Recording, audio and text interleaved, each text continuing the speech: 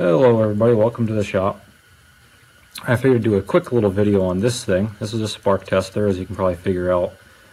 I think I did a video a while ago with this tester and a couple others, but I modified it a little bit. I put this wire on it. The reason being, without that wire, the spark gap is between the outer ring and that center post, which works fine for a lot of more modern magnetos that could put out a lot more juice. But I just rebuilt a Weco EK magneto for one of my engines, and while they are a high tension magneto, they don't put out the same amount of voltage as a modern coil on, say, a Briggs & Stratton or whatever.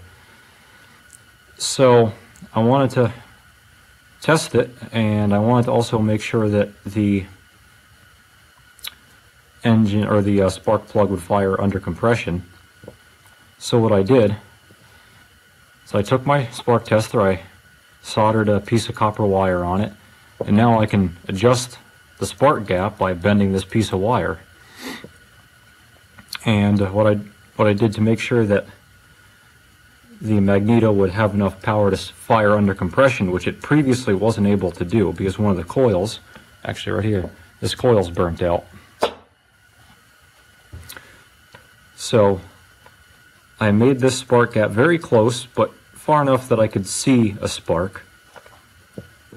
Clipped this onto the spark plug, and put the spark plug wire on here, and then I cranked it over under compression, and I could see a spark come across this gap, which means that it was arcing across here, grounding out to the post on the spark plug in the engine, jumping that gap, and grounding out to the engine block.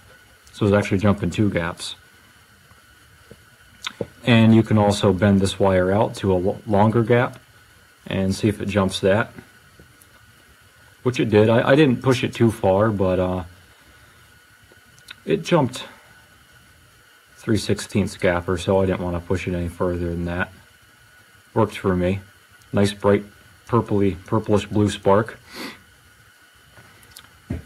But that's all for now. Pretty obvious, but figured I'd show it off. Maybe it'd help somebody. So long for now.